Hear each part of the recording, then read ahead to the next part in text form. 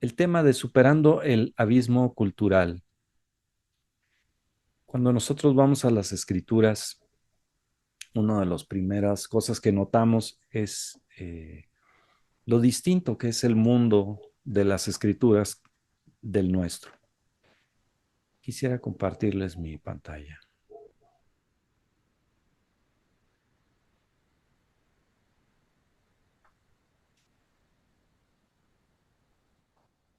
Así que tenemos que eh, empezar a leer la Biblia tratando de superar el abismo cultural que hay entre nosotros.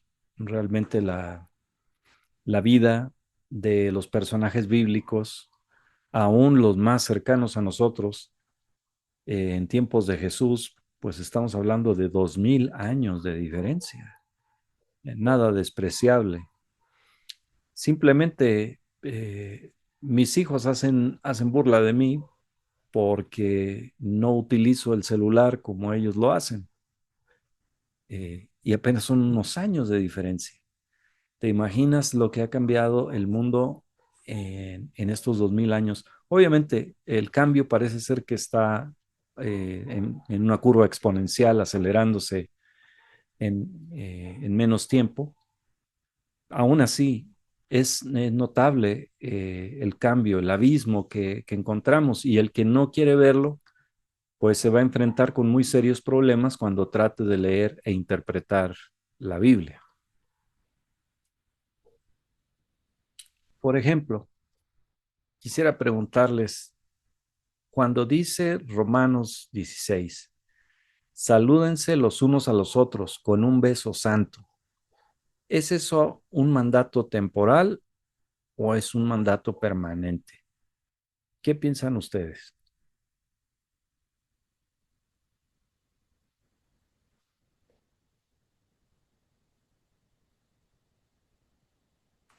¿Deberíamos los cristianos saludarnos con un beso santo?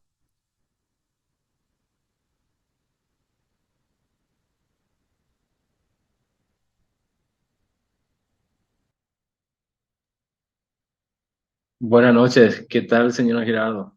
Buenas noches. Yo creo que, no sé si estoy errado, ¿verdad? Pero es algo temporal. Ok.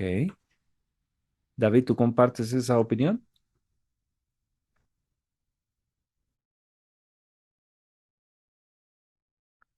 Bueno, la verdad es que, hola hermano Darío. Em, Hola, hermano, ahí, un gusto. es igual. Em, la verdad es que yo he tenido harta experiencia con esas cosas porque, por ejemplo, allá en Estados Unidos la gente no apenas se saluda, o sea, como máximo se dan la mano. Acá en Chile, entre hombres y mujeres, hay un saludo en la mejilla, bien, bien discreto. Em, pero en Argentina, que nosotros tuvimos unos años sirviendo allá, los hombres también se saludan de beso en la mejilla. Eh, También he visto que los españoles, algunos, se dan dos besos cuando se saludan. Entonces, me parece a mí que Pablo a lo mejor está escribiéndole a una cultura romana, donde el saludo del beso en la mejilla era común incluso entre los varones. Y bueno, los romanos son los italianos, así que no me sorprende que los italianos y los argentinos y todas esas culturas se saluden así hasta el día de hoy. Pero me parece más que nada como dice el hermano Darío también, no sé si temporal, pero algo de esa cultura. Porque en nuestra cultura, acá por ejemplo en Chile, un saludo de beso en la mejilla entre hombres no sería bien visto. O sea, tampoco sería algo así muy terrible, pero no sería algo bien, sería algo raro, la verdad. Pero allá en Argentina y en Uruguay, me acuerdo, era lo más normal. Entonces me parece que es más como algo cultural Sí. de ellos. Estaba estaba organizando un congreso de estudiantes aquí en México y el orador era argentino, así que al final le dimos un reconocimiento, un regalo, y me planta un beso ahí enfrente de todo y aquí el mexicano, pues es del muy macho mexicano, ¿no? Entonces, y entre jóvenes universitarios fue poco embarazoso la cosa, eh, pero pues se entiende, ¿no? Que culturalmente en algunos sitios es normal. Aquí en México, entre hombres y mujeres se acostumbra el beso en la mejilla también, discreto, más bien sonado, más que plantado. eh, y entre padres e hijos sí, sí hay besos en las mejillas entre varones, pero fuera de eso es inusual. Los futbolistas. Los futbolistas también. Ahora, aquí tenemos otro, ¿verdad? Donde dice, ustedes también deben lavarse los pies unos a otros. He conocido iglesias donde interpretan esta parte de la Biblia como un mandato vigente para el creyente hoy, y es una práctica donde literal uno se quita los zapatos y los calcetines y alguien más lavará tus pies. Pero la pregunta es, cuando uno llega a estas secciones en la Biblia, ¿los debemos tomar como una cuestión temporal o como una cuestión permanente? Mateo 6 5 al 6 dice, nos exhorta a orar a puerta cerrada. Tenía una amiga misionera que ella interpretaba este pasaje de forma literal y entonces no quería orar nunca en nuestras reuniones de equipo, aun cuando estuviéramos solos, el equipo a puerta cerrada. Ella decía, no, yo nada más oro a Dios allá en mi habitación porque así lo dice Mateo. Son desafíos interpretativos que tienen que ver con este abismo cultural. La verdad es que la Biblia refleja la cultura de su día. David. Sí, disculpe que haga una regresión en el versículo anterior cuando habla de lavar los pies. Hay un versículo que habla de creo que eran los requisitos de las mujeres. No me acuerdo dónde está, pero dice que uno de los requisitos que tenían que tener las mujeres en la iglesia era si habían lavado los pies de los santos. Mm, Entonces, claro, uno entiende igual que sigue siendo una cosa de la época, ¿no? Pero yo conozco iglesias donde eso es parte de lo que hacen, es parte de su práctica. exacto. Es correcto. Tenemos lo mismo acá también en algunas iglesias en México. Lo que es cierto es que lo que nosotros leemos en la Biblia, pues refleja la cultura de su día. En su día no, los caminos no eran como los nuestros, los zapatos no eran cerrados, ni utilizaban calcetines como lo hacemos ahora, y entonces los pies se ensuciaban, las mesas donde se compartían alimentos eran de otra altura y uno tenía que recostarse sobre el costado y era una cortesía de la casa proveer el agua y lavar los pies. Era un servicio necesario, útil para el momento. Y a veces nos perdemos en todos esos detalles porque no entendemos que la Biblia refleja la cultura de su día y queremos aplicarla tal cual a nuestros días. Cuando nosotros vamos a la Biblia, iniciamos con entre los diferentes tipos de abismos, iniciamos con el abismo cultural, porque este abismo tiene influencia sobre todo lo demás. Cuando hablamos de el abismo cultural, queremos conocer quién escribió el texto, cuándo fue escrito ese texto, qué problemas, situaciones o necesidades estaba atendiendo el texto, a quién iba dirigido, cuáles son los temas principales, quién era la audiencia original. del texto. Nosotros queremos, en nuestro método histórico gramatical, conocer lo más que podamos acerca de la historia del texto. Por ejemplo, ustedes entregaron este trabajo en Génesis 25, 19 al 26, los conflictos que había entre los hermanos y cómo Dios anuncia que el mayor serviría al menor, lo cual ya es de por sí inusual en su cultura. Eh, Así que eh, la nación que llegó a Egipto, los hijos de Jacob, se convirtió en un pueblo numeroso, numerosísimo, en esos 400 años de esclavitud. Y esa es la nación de Jacob, no es la nación de Saúl. El pueblo que Dios escogió fue el pueblo de Jacob, no el pueblo de Saúl. Ellos eran los portadores, los hijos de Jacob, eran los portadores del pacto hecho con Dios, con Abraham, y por eso tienen una identidad. Y fue escrita esta historia donde ustedes hicieron su trabajo, escrita y entregada cuando el pueblo había recién salido de Egipto, un pueblo numerosísimo, y todavía no entraba a la tierra prometida. Así que, ¿qué le comunica a ese pueblo, a esta audiencia, la historia de la elección de Jacob y no de Esaú?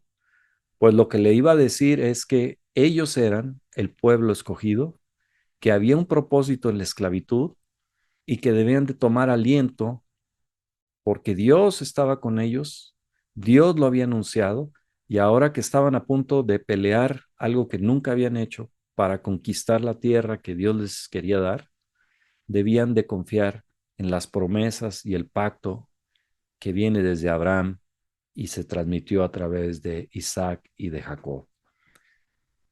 Todo eso lo empezamos a intuir cuando entendemos quién escribió esa porción, cuándo la escribió, a quién se la entregó, en qué momento. Entonces podemos hacer una especulación educada acerca de los posibles motivos que tuvo y los impactos que pudo haber tenido ese texto en los receptores originales. De esa manera buscamos franquear el abismo cultural. Cuando hablamos de cultura, nos referimos a los patrones de conducta humana, es decir, aquello que la gente piensa, lo que creen, lo que dicen, lo que hacen, aquello que producen. Ustedes seguramente están muy alerta también a los cambios culturales que estamos viviendo a manera acelerada. Por ejemplo, el día de hoy, la verdad ya depende mucho del punto de vista. Empezamos a escuchar este asunto de las verdades alternativas. Aquí en nuestro país hay un presidente que le gusta hablar todos los días de los otros datos. Él dice que tiene otros datos.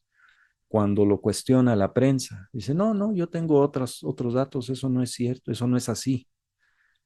Otro cambio cultural es que parece ser que esta generación fuera la primera que se ha preguntado, ¿es conveniente tener un hijo? Y ha respondido, no, un hijo cuesta mucho dinero, un hijo cuesta mucho trabajo, un hijo es una carga. Y el día de hoy el índice de natalidad se está desplomando en todo el mundo, porque por primera vez esta generación como que se preguntó, bueno, ¿y si no quiero, me conviene tener un hijo? Y se está pues llegando a algunas conclusiones que ninguna generación anterior se hacía, ¿verdad? También yo puedo notar en esta generación que una de las mayores virtudes es el de ser auténtico, ser tú mismo, autodeterminarte en todo sentido. Tú debes decir si eres hombre, si eres mujer, si eres perro, animal, cuál es tu carrera, qué es lo que deseas hacer con tu vida, que nadie te diga qué hacer, es el máximo valor, esa libertad de elección pareciera ser algo muy importante para esta generación. Y por lo tanto, cuando tú le dices a alguien que debe de vivir conforme a ciertas normas, hay alguien más que te va a decir cómo debes vivir, lo ven como un problema, como estar limitado, constreñido. Cuando yo entré al mundo cristiano, al mundo misionero, la invitación era, únete, vamos a cambiar el mundo. Pero el día de hoy es, no, ¿qué es lo que tú deseas hacer? ¿Qué es lo que te da satisfacción a ti? ¿Cuál es tu llamado individual, tu aportación significativa al mundo? Ahora todo es mucho más individualista. ¿Tienen ustedes así, nada más de bote pronto, algún ejemplo de cómo ven cambios culturales en esta generación? ¿Algunos rasgos de cómo ven esta generación que nos ha tocado vivir? Bueno, algo que yo veo mucho es el respeto con los mayores. Yo cuando niño recuerdo que los papás, nuestros papás, tenían un respeto pero altísimo, o sea, era una cosa, casi nuestros papás eran como Dios. Pero hoy día los muchos hijos mandan a los papás y no los respetan, incluso los tratan mal. Mm, sí, yo he visto eso también, inclusive con los maestros en las escuelas. Ahora los niños son unos insolentes y el maestro está para apoyar y no lastimar el ego del muchacho, ¿no? Para afirmar y guiarlo en su viaje de descubrimiento, cambios. Eh,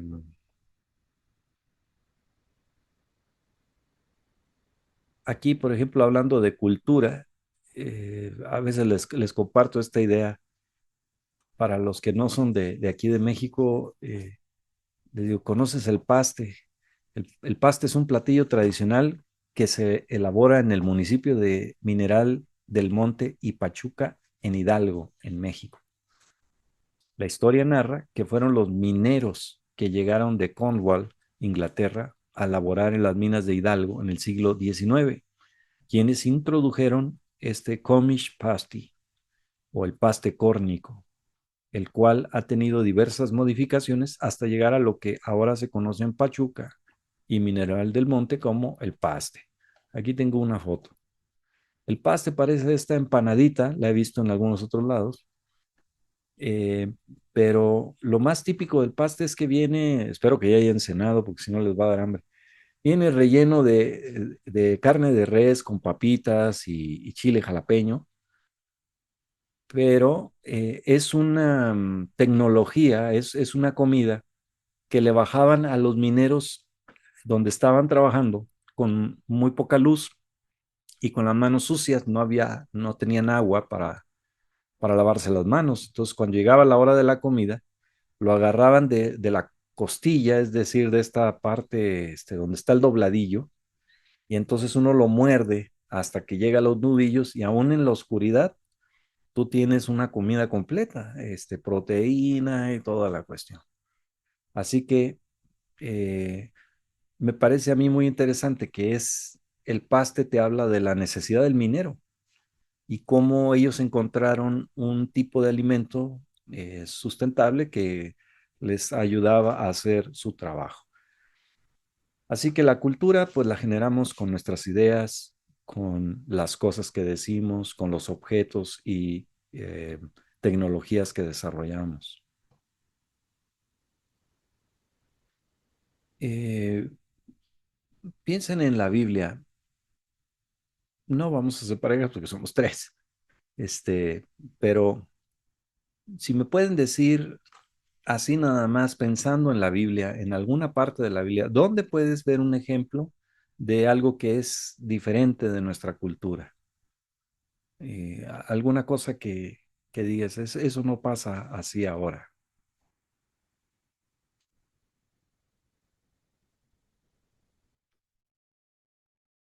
en el Antiguo Testamento, eh, donde se hablaba mucho de la ley. No sé exactamente en qué versículo y en qué libro era, pero habla acerca del tema refiriéndose en especial a la vestimenta de las mujeres en la iglesia, ¿verdad? Mm, O sea, para la cultura de ellos, o sea, las mujeres tenían que llevar pantalones o polleras largas, ¿verdad? Que ellos practicaban. Acá en Paraguay al menos hay algunas congregaciones, digamos, que practican en forma literal todavía lo que es eso, ¿verdad? Pero trasladando a nuestra actualidad, a lo que es nuestra cultura, ¿verdad? Acá en Paraguay es algo más todavía en este siglo que estamos totalmente diferente, es anormal y a muchas mujeres, ¿verdad? Que o sea, le molesta eso, ¿verdad? mm. No sé si el ejemplo está bien, ¿verdad? Pero creo que para la cultura, para ellos era normal eso, ¿verdad? Que la mujer asista, no solamente en la iglesia, sino que se vista de esa forma, ¿verdad? Pero en nuestra actualidad, comparando con nuestra cultura, es algo totalmente diferente, algo tipo mal visto por la sociedad, por la gente, al menos acá en Paraguay, ¿verdad? Mm.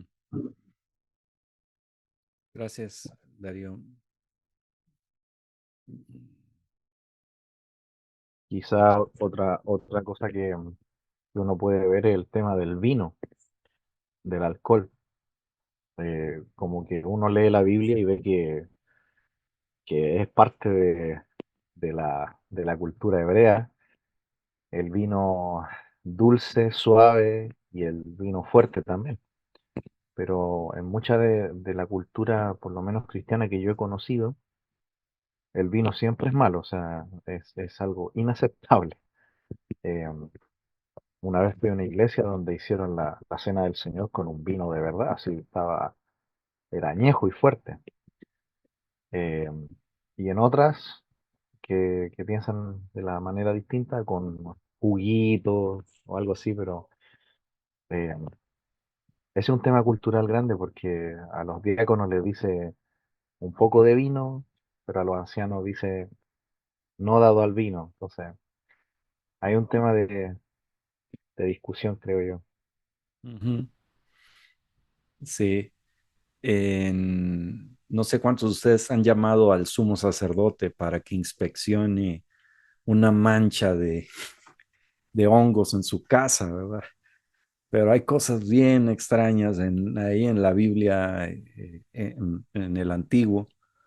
Yo ahorita estoy pensando en el sermón de este domingo para el Día de las Madres y estaba pensando en Ana y su esposo Elcana.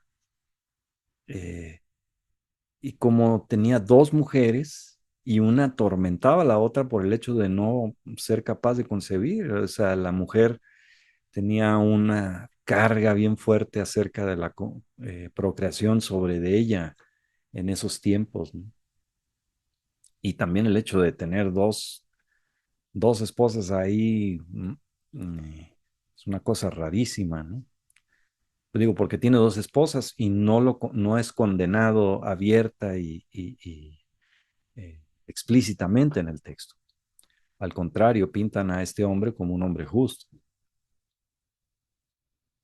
Así que, ¿cómo cruzamos el abismo cultural?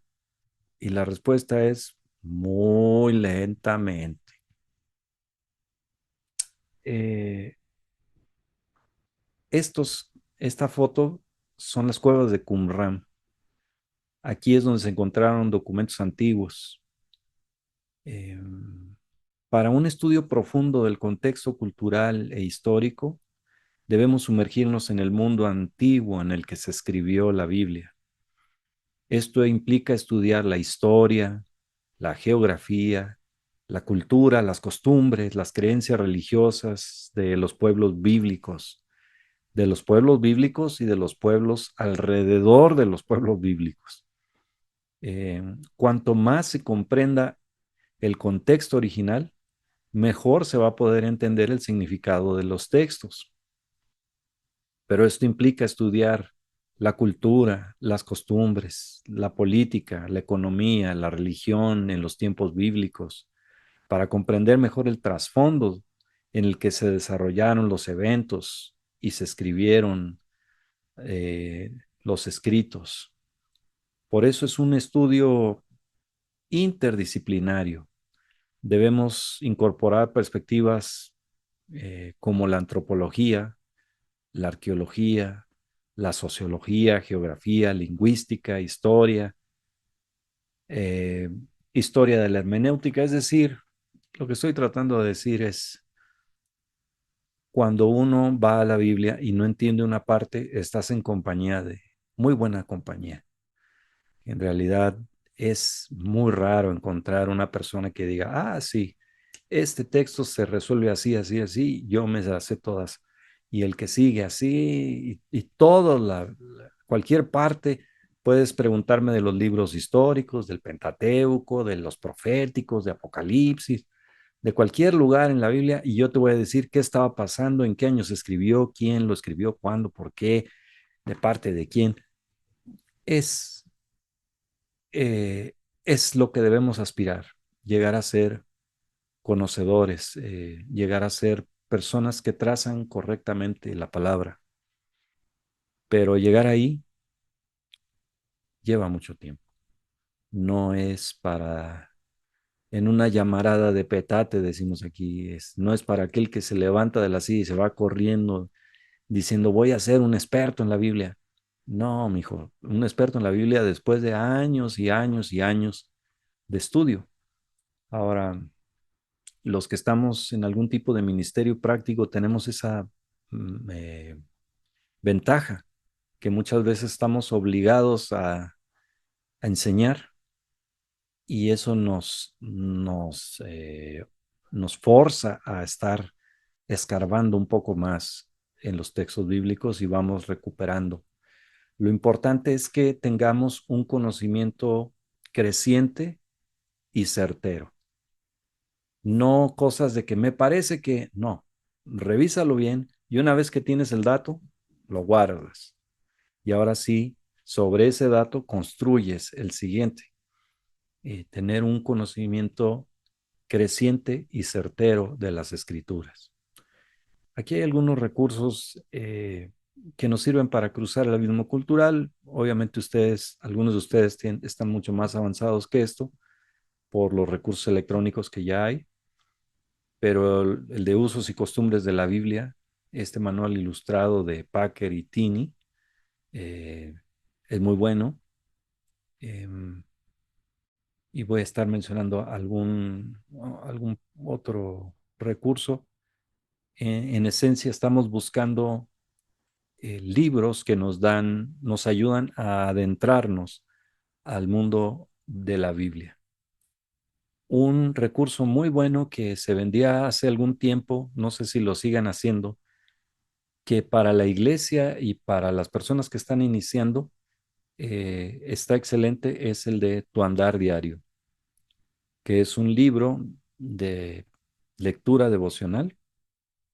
Tu Andar Diario contiene una guía para que tú leas la Biblia en un año y cada día te da información del contexto histórico, de lo que estaba pasando en lo que estás leyendo.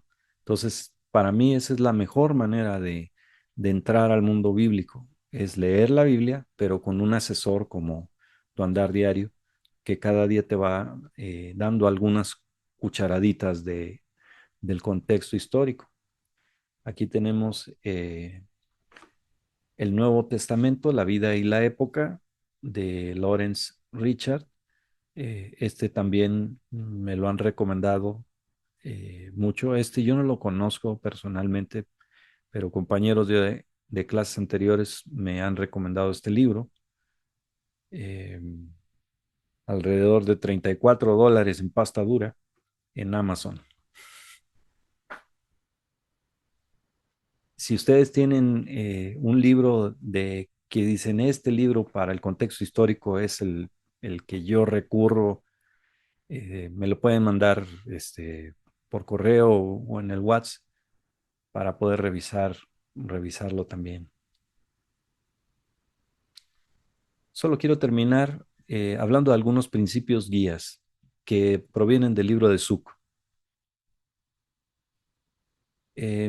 La pregunta es, ¿cuándo algo en la Biblia es permanente y transferible para nosotros? Y el principio guía número uno es, si es algo que no se revoca, si es algo repetido en otras partes de las escrituras, y si pertenece al tema moral o teológico, entonces es transferible, es permanente. Por ejemplo, el mandamiento de ponernos la armadura de Dios en Efesios 6 no se revoca, como tampoco el mandamiento a ser humildes en 1 Pedro 5. En cambio, un nazareo debía dejar su cabello largo como señal de dedicación al Señor, pero en el Nuevo Testamento se considera como algo deshonroso en 1 Corintios. Ahí ya se ha revocado aquello que se decía en el antiguo. Así que todas las escrituras deben ser recibidas como normativa para cada persona, en todas las sociedades, en todos los tiempos, a menos que la Biblia misma limite su audiencia. Entonces, el primer principio guía es ese. Si no se revoca, si es repetido en otras partes, si pertenece al tema moral, ese es para nosotros. Por ejemplo, en cuanto al beso o el lavado de pies, no pertenece al tema moral y teológico, eh, aunque no se revoca. Por eso algunas iglesias lo consideran, pero otras no, ¿no? Como corolario podemos decir, todas las escrituras deben ser recibidas como normativas para cada persona, en todas las sociedades, en todos los tiempos, a menos que la misma Biblia limite su audiencia. El segundo principio guía es que algo no es permanente y no es transferible a nosotros si pertenece a las circunstancias específicas de un individuo o se refiere a temas no morales, no teológicos, o de plano ha sido revocado. Por ejemplo, las instrucciones de Pablo a Timoteo de traerle su capa, pues son situaciones solo para él. Uno no debe de leer más ni hacer teología de algo como eso. A ningún otro padre se le obliga a sacrificar su hijo como se le pidió a Abraham en Génesis 22. Ese fue un mandato exclusivo en una situación específica para el patriarca. Eh, Así que ahí tenemos el segundo principio guía. El tercero es cuando solamente aquellos principios que emanan de la historia son transferibles a nosotros. Si la situación cultural es solamente parcialmente parecida a la nuestra. Aquí pues viene algo de lo que es la cultura americana, ¿verdad? En el Nuevo Testamento se refiere a saludar a otros con un beso santo en 5 lugares, no nada más en Romanos 16. Esta era la norma para saludarse en aquellos tiempos, pero en la cultura occidental pues no es una norma. Debemos conservar el principio de expresar amistad y amor a otros. Creo que el punto no era darse el beso, sino era expresar ese amor y esa amistad a los hermanos. Y si aquí lo haces a través de un apretón de manos o a través de un abrazo y darte 2 golpes en la espalda, eh, el principio es lo que se transfiere a nosotros. En Deuteronomio 6, 4 al 9, los padres deben amar a Dios y enseñar los mandamientos a sus hijos en diferentes momentos, pero a lo mejor escribirlos en los marcos de las puertas, pues eso ya sea un contexto diferente. Quizá lo más parecido que tenemos es que a veces en los cuadritos de nuestras casas ponemos algún pasaje de la Biblia, ¿no? Pero así andarlos escribiendo en los marcos de nuestras puertas, y bueno, eso no me ha tocado verlo todavía acá en mi país, aunque no lo dudo, no dudaría ni por un instante de que hay alguien novedoso que diga que así debe de hacerse. Y finalmente el principio guía número 4 es que los principios son permanentes y transferibles a nosotros, a veces aún que las situaciones o mandatos no sean similares. Por ejemplo, una mujer pecadora demostró su amor por Jesús al derramar ese perfume sobre su cabeza en Mateo 26. El día de hoy no tenemos manera de hacer esto. No está Jesús para andar derramando perfume. Pero el principio es que podemos expresar nuestro amor a Dios de una forma sacrificial. Era un perfume muy costoso que a esta mujer le llevó mucho tiempo ahorrar y ella deseaba honrar a Jesús eh, aún con este regalo sacrificial. Así que en este caso tenemos un principio que sí se aplica a nosotros, aunque aún y cuando la situación cultural es diferente. Y bueno, espero que la lectura de Zuc les vaya a gustar mucho. A mí particularmente me parece muy bueno. Eh, Veo en estos teólogos viejos no solo el conocimiento de los que saben, sino ya la capacidad de destilar ese conocimiento en unas cuantas frases poderosas que te guían en tu interpretación de la Biblia.